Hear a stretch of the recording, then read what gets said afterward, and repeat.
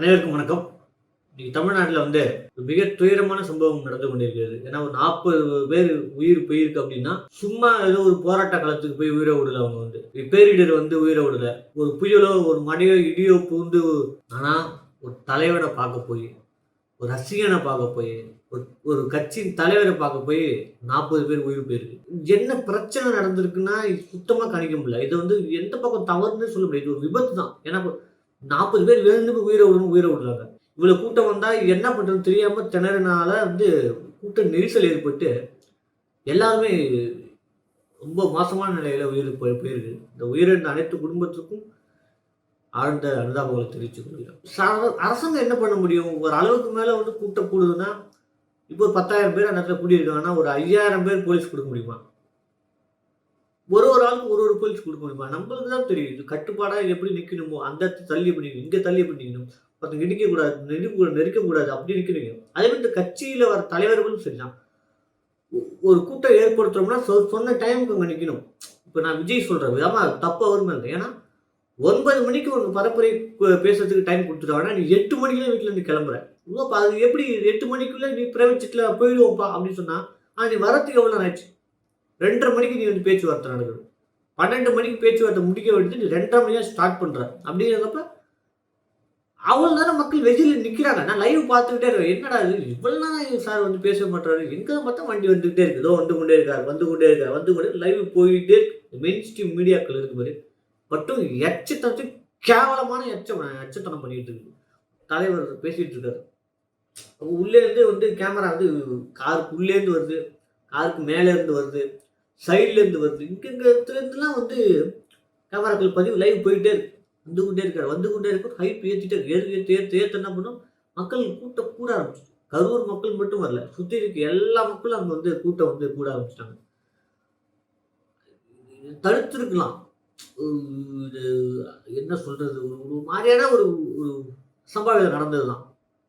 ஆனா இது கவர்மெண்ட் உடனே இத கையில எடுத்துட்டாங்க. இல்லன்னா நான் அந்த கவர்மெண்ட்டுக்கு ஆதரவு கிடையாது. இந்த கவர்மெண்ட்டுக்கு ஆதரவு கிடையாது. பாதிக்கப்படுறது யாரு? மக்கள் தானே. நம்ம பேசிட்டு போயிடலாம். அங்க பாதி பேர் ஆனா நடுவுல பாருங்க. 40 பேர் உயிர் போயிருக்கு. அதுல எத்தனை குழந்தைங்க, எத்தனை பெரியவங்க, எத்தனை வயசானவங்க. இதெல்லாம் சொல்றதுக்கே ஒரு மாதிரியா இருக்கு. இதெல்லாம் ஏன்டா நீ ஏன்டா பேசுற இதெல்லாம்? உனக்கெல்லாம் என்னடா இது பேசுறது உனக்கு தகுதி இருக்குன்னு கேட்டீங்கன்னா, ரிவ்யூ போடுறான் ஒருத்தன் புது சட்டை மாறான் பைத்தியக்கார பையன் இருக்கான் பாருங்க. அவன் ரிவ்யூ சொல்றான். அவன் ரிவ்யூ சொல்ற மாதிரி ட்விட்டர்ல பேசிட்டு இருக்காப்ல. உயிர் போயிருக்கு. அதுக்கு பலி சொல்றதுக்கு இல்ல. பத்தாவதுக்கு வி ஸ்டாண்ட் விஜய். விஜய் பார்க்க உங்க குடும்பத்துல வி ஸ்டாண்ட் விஜய் போட்டா ஹேஷ்டேக் போட்டல. அந்த குடும்பத்துல அந்த ஹேஷ்டேக் போட்ட அந்த பையன் ஒருத்தர் அவங்க வீட்டுல இருக்க அப்பா அம்மாவும் போய் அங்க இறந்துருந்தா வி ஸ்டாண்ட் விஜய் நான் போட்டிருப்பாப்ல. சொல்லுங்க. தப்பு நடந்தது. சரி தப்பை எப்படி சரி பண்ணலாம்? நம்ம ஒரு ஆக்சிடென்ட் நடந்துருச்சு. அது எதிர்த்து எப்படி மக்கள் இருக்கணும்? அப்ப அந்த களத்துல நின்று ஆதரவு கேட்கலாம். அப்புறம் உங்க கட்சியில புசியானது இவங்க பெரிய பெரிய ஆட்கள்லாம் இருக்கு. எதுக்குறீங்க? களத்துல மக்களுக்கு உதவி செய்யலாம்ல. வேலை முடிஞ்ச உடனே கார் ஏறி சென்னைக்கு கிளம்பிட்டாரு விஜய் சார். அறிக்கையில மனம் குமுறல் அப்படிங்கிறாரு. ஏன் இந்த மாதிரிலாம் பண்றீங்க? உங்களுக்குலாம் மக்களை பார்த்தா எப்படி இருக்குது? இந்த மக்களும் தற்கொலைத்தனமா ஒரு ஒரு ஒரு கொள்கை இல்லாத ஒரு கூட்டத்துக்கு போய் நின்று இதே மாதிரி உயிரை விடுது. நம்மளை வச்சு செய்யறவனுங்கள் தெரியுது. ஏமாத்திரம் தெரியுது. தெரிஞ்சு போய் நீங்க ஏன் அந்த வேலைலாம் பண்றீங்க? என்ன சொல்றதுன்னு தெரியல. தப்பு யார் மேல சொல்ல முடியும்? மக்கள் மேல சொல்ல முடியும். ஒரு கூட்டம் அதிகமா இருக்கப்போ போகக்கூடாது. அவர் தான் விஜய் சார் சொல்லிருக்காரு. கர்ப்பிணி பெண்கள், குழந்தைகள் வரக்கூடாதுன்னு சொல்லிருக்காரு. அதே மாரி என்ன பண்ணி எந்த அளவுக்கு நீ ஒரு தற்கொலைத்தனமா இருக்க அப்படி எல்லா மக்களும் போகக்கூடாது.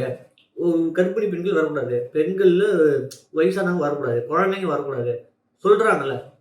எங்கேயாவது கடைப்பிடிக்கிறீங்களா? இந்த மாதிரி பெண்கள்லாம் சொன்னீங்க கட்சியில இவங்க யாராவது பார்த்து குழந்தைங்களை கூட்டு வர மாதிரி சொன்னீங்களா?